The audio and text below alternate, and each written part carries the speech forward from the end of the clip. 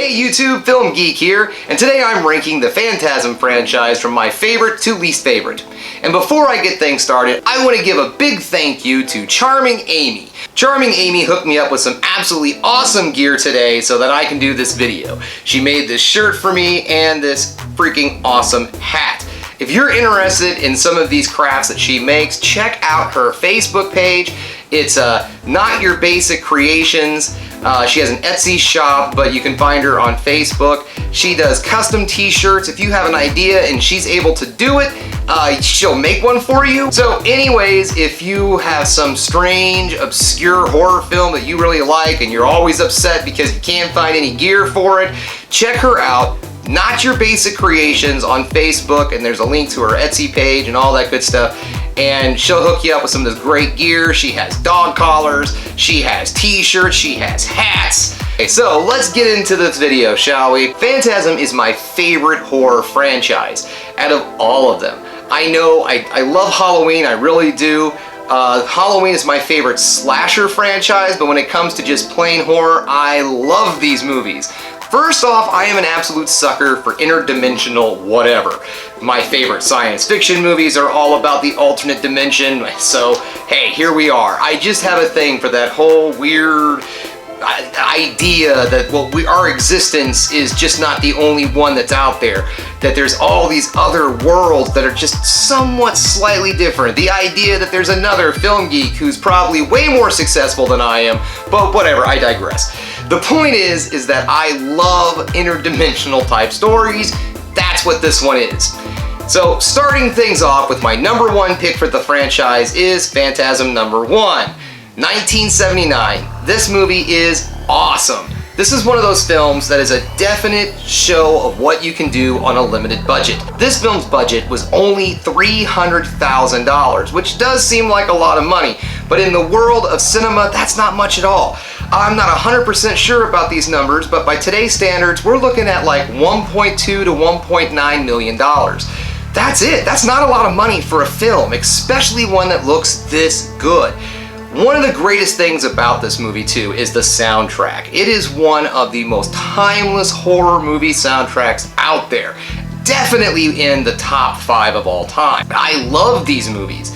Some of the things about Phantasm number 1 that I like the most though is it's just very kind of dreamlike. The story itself is very ambiguous. You never really know what's going on in this movie, but it flows together nicely. Some people say it's confusing. I don't really find it confusing, but I do find it very different. The storytelling is very non-linear. Everything, again, is left up into interpretation. The ending of this film leaves you wanting more. If you haven't seen it, you'll know what I mean. Alright, moving on to my second favorite Phantasm film, and that is Phantasm IV Oblivion, 1998. Okay, now the reason I like this one so much is it goes back into that, again, dreamlike, strange world. There's a lot of things that are happening in this movie. A lot of loose ends start to get finally tied up a little bit. You get a little bit of the background of who the tall man is. You get just a little bit more characterization for our characters in the storyline. And you learn some of the things that have happened to, to the two brothers as the story's progressed. I really like that about this movie. I felt like this one feels more like a direct sequel from the first one than 2 and 3 really were, but that's only because of the way that its story is told. Other than that, it's a really good link to number 3. Alright, so that brings me to my third pick in the Phantasm series, and that is Phantasm II from 1988. This movie goes from this strange story of this, undertaker in this small town to like a road trip film. And that's pretty much what happens in the second film, is it becomes a road trip movie. And I love it. This is a great movie. It was almost my number 2 spot. It really was. It was this close. And a funny story, I'm gonna try to keep this real quick. This was one of the first movies I ever snuck into as a kid. When I was 13, this movie came out, and I really wanted to see it. I loved the first movie a lot, and I was looking forward to this one. Of course, I was 13, so I couldn't see it. Now, this is back when, you could drop your kid off at the mall and nobody was the wiser. No one cared. So this was a pretty typical Friday night for most teenagers my age in the Kansas City area. Mom and dad dropped you off at your local mall, and you just kind of hung out with your friends. We were known as mall rats. Okay, so anyways, I'm at the mall, and my buddies that were with me, I want to say it was my friend Brian and Nate, and because they were always my pals at the mall. So we're sitting there, and I tell them, they're like, oh man, I want to see Phantasm II, and I'm like, all right, chick, I got an idea. I can get us in. I can get us in. So we go up to the front counter, and this was a mall theater, but it still had like that little ticket booth out front, you know. So we go up to the girl who's probably 16 working there, and like, Phantasm 3 tickets, and she's like, yeah, okay, right, you're not old enough to see this movie. So I look at him like, no, it's cool. My dad's already in there. We were over at the arcade playing some video games, and he told us just to come over here and buy tickets when we're done.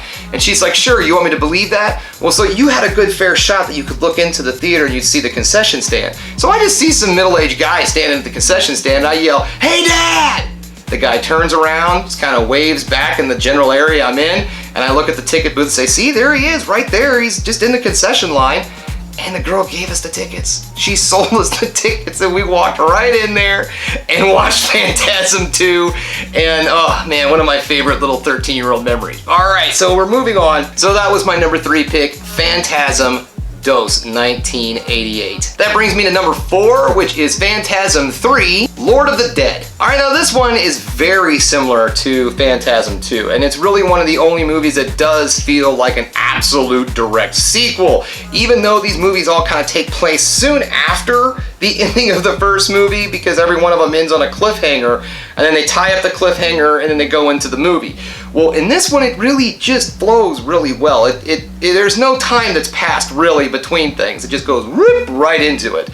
And I do like that about it. The only thing I really don't like about this one a lot is that it really doesn't seem necessary in the grand scheme of things.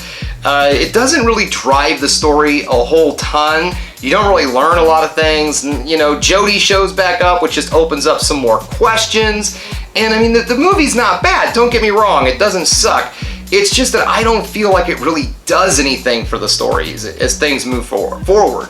So if I'm not really in the mood, I'll skip over this one and go right to 4 after 2, and there you go. It's not that I dislike it a lot, it's just that I feel that the film was kind of unnecessary, unfortunately. But I do like it, it's still fun, it's still a good flick. I went back and watched these last week, and it was really hard for me to decide where to put 3 in all of this.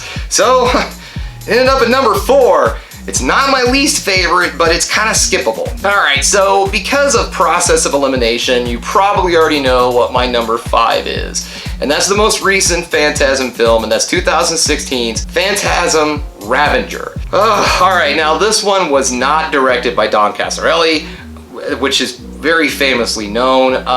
It does really try hard. I would have to say that the director of this film, David Hartman, really wanted it to feel like a normal Phantasm film, but it just gets muddled. There's no actual plot drive. Like, nothing moves forward in this. It's just all of a sudden, hey, the tall man took over the world, and here we go. They give you all like 3 different stories that are going on at the same time. Now, I understand this movie was really a movie that was never supposed to happen in the first place. It took forever to make this movie. There is an 18-19 year gap in between these films, and it shows. It really shows. One of the things I find weird about this movie is it's like you can actually watch Reggie age as the whole thing progresses.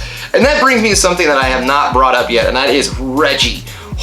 Reggie, played by Reggie Bannister, is the all-time greatest horror hero, hands down. I don't care. You can hate me in the comments. Reggie is the best.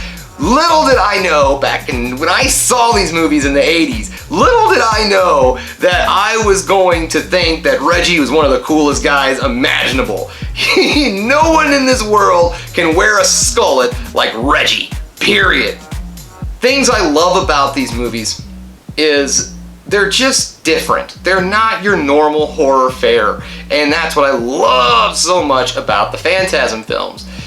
And Ravager was a really bad tie-up to all of it. I mean, it just really didn't do anything.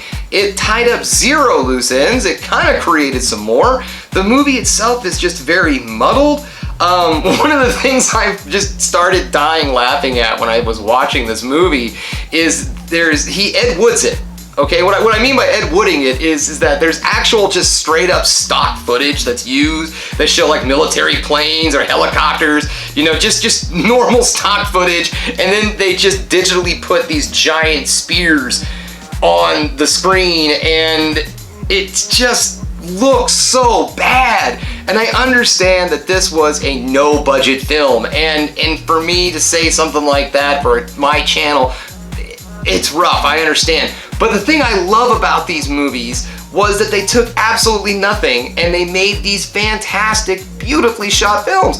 And I think that's what bothers me the most about this movie is it just looks ugly. It's just like a direct to DVD, direct to, you know, video, whatever kind of movie, but they didn't put enough effort into it.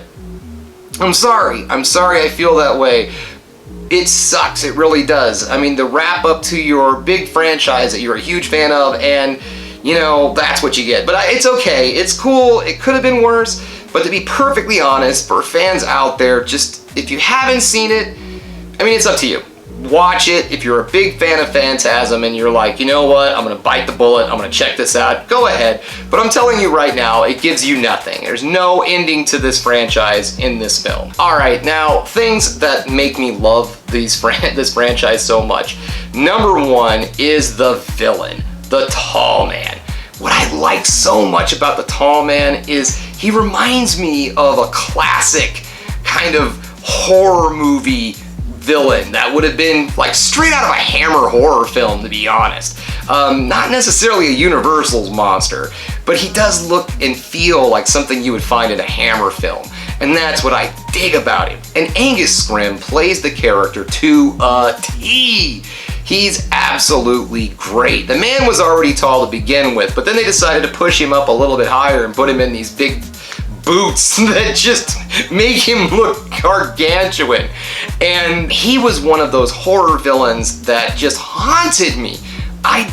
Something about him just got in my head. He really scared the hell out of me. I remember when I would go to the video store with my dad and I would start wandering around looking at things of my own. I would always find myself in the horror section because I loved looking at those old VHS copies, man. They didn't care back then with the cover of VHS. They didn't care kids were walking around looking at it, man. They would have, I remember, oh, there were so many of them that I would pick up and look at the back and you'd see like a drill going through someone's head, or don't even get me started with some of these VHS. There's books that are out there that you can find that show you great VHS covers from back in the 80s. And that was the thing about this, is I would see Phantasm and I would see the Tall Man on the cover and it would just scare me just looking at him. And it made me want to watch the movie that much more. So eventually I got around to it, and man, here I am now wearing the shirt, wearing my boogie down hat, and I couldn't be happier. This is one of the best horror franchises ever.